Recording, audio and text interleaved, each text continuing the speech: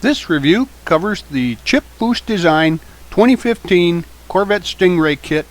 It's 125 scale kit from Revell, number 85-4397. It's a skill level 3 kit for the intermediate builder, and this is a new release with no previous versions of this available. The build itself is just above a snap kit and more of an entry-level glue kit. You get 57 parts molded in gray and black with some chrome, and the tires are rubber, and it has metal axles. The glass is clear and clear red, and has black window surrounds already pre-printed. The body comes molded in a silver metallic with a black upper and has water slide decals.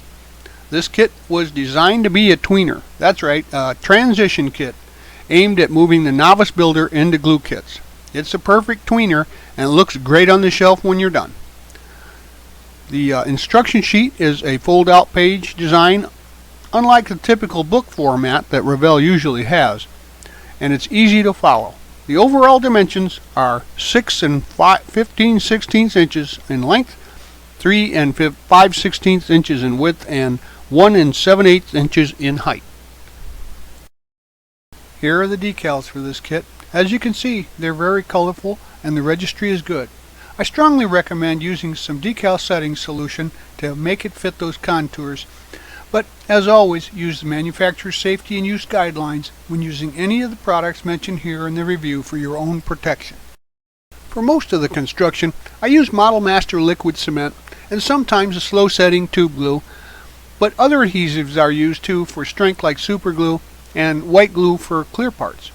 Mostly the paints are Tamiya acrylic bottle paints that are shot through an airbrush, or rattle can paints that can be used for things like primers. Construction begins with the motor, and we can assemble parts of that before paint. So put together the block, the heads, the oil pan, the front and the belts, and paint this unit flat black. Highlight the oil filter in orange, and the alternator is aluminum. The starter is black, and the pulleys are steel. Then paint the manifolds steel colored too. Install the exhaust manifolds on their respective sides, both the left and the right side. For strength, it's a good idea to go ahead and assemble the chassis pan with these components prior to paint, then give it an overall flat black finish. Now to break it up with some detail, paint the exhaust pipe steel with copper catalytic converters and a black cover, and then highlight the transmission and mufflers with aluminum. Install the exhaust and the motor.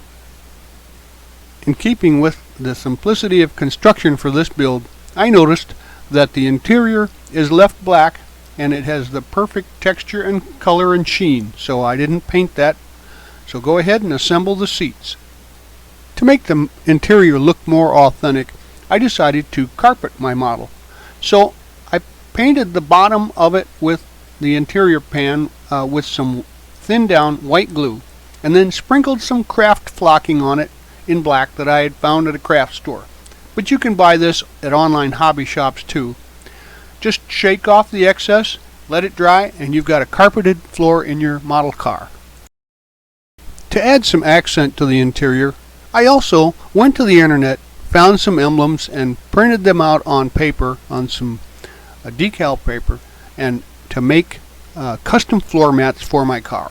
So just using a color printer, print them out on plain paper, cut them out, and apply them to the floorboards with some white glue. Install the interior side panels and the seats, and add the shifter to the console. Now we'll move to the dashboard, and unfortunately there are no decals supplied for it, so I went to my parts box from other kits and just adapted some decals to the car. But you can also do what we did with the floor mats. Go to the internet and print them out using a color printer, then put a piece of clear gloss cellophane tape over the top and some white glue to apply them to the dashboard. Now glue the steering wheel to the column and then install the dashboard into the tub in the slots provided. Locate the contact points for glue and install the interior pan to the chassis. Assemble the intake vent and paint that and the engine top flat black. Highlight the engine top with some gunmetal on the intake portion and install the engine top and the vent. For details, you can paint the underhood components and highlight them as you see fit. Now we'll move to the tires, and note that there is a smaller set of tires for the front wheels, and while it's not very noticeable, they're different sizes. So note the direction of the tires when inserting them onto the rims, and follow the arrows here for the directionality. For realism, use some fine sandpaper and then roll the tire tread on the paper to rough up the tread surface, giving the tire a used, worn look. Then install the tires onto the rims. Get out the brake rotors and axles and paint the rotors aluminum with a flat black hub. The calipers are left unpainted as black. Now install the brakes onto the chassis with the calipers facing towards the middle of the car. Then add the metal axles. Using the directional orientation reference earlier, install the tires onto the proper locations by pressing them into each axle. At this point, we'll have a rolling chassis for completion of the model kit. It's time to decal this car, and so using plenty of warm water and some of that setting solution that we mentioned, place the longest ones in first and align them for a good look.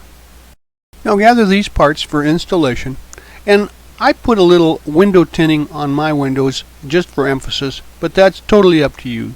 It's a smoke colored paint from Tamiya, but also we're going to install the glass at this time, and in addition we'll be putting in the lenses for the headlights and the nacelles there, and the tail pipes, the exit tips into the back of the vehicle.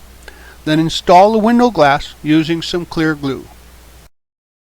Now starting at the rear of the vehicle, slide the chassis in at about a 45-degree angle and then shoehorn it in downwards until it snaps up in front, and it should fit real well without even the need for any glue. Gather these parts from the kit and assemble the hood with the vent and the hinge, and paint the grille flat black.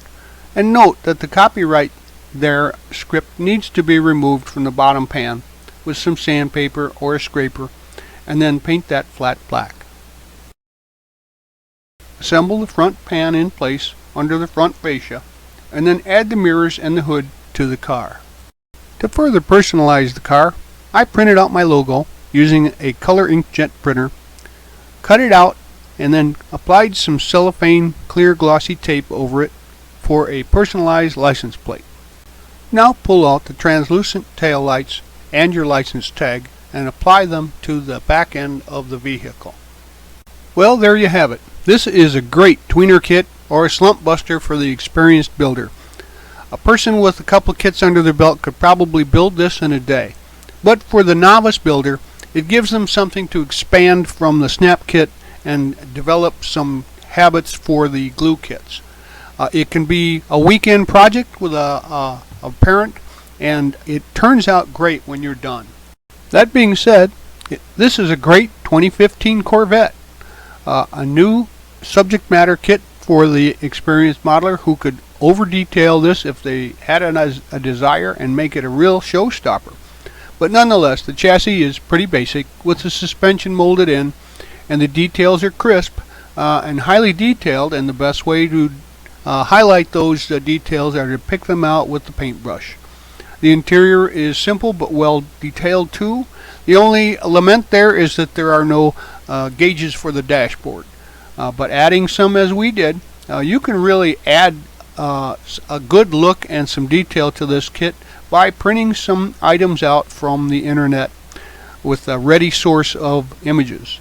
Now the two-tone pre-painted body makes this end up looking great just about no matter what you do with it, but the decals are really nice and they finish it off well. Everything is tight and fits together almost perfectly. There's very little flash and anything that you need to do to assemble this kit. So if you're looking for a great chip Foose design and you want something easy for the child, put this one together. We hope you like this premium quality step-by-step review, and so that you don't miss any more, please subscribe to our YouTube channel, but you can find us on Facebook and also at our website www.rideonreplicas.com. Thanks! This review is brought to you in part by Riders Hobby Shops, where the fun begins. Stop in to one of Ryder's 2 convenient Michigan locations where you'll find a full range of the latest hobby products, supplies, parts, tools, and paint. You'll find aisles and aisles of scale model kits, RC models, model rockets, Warhammer gaming, and railroading products. Stop in at Ryder's today and tell them Doug sent you.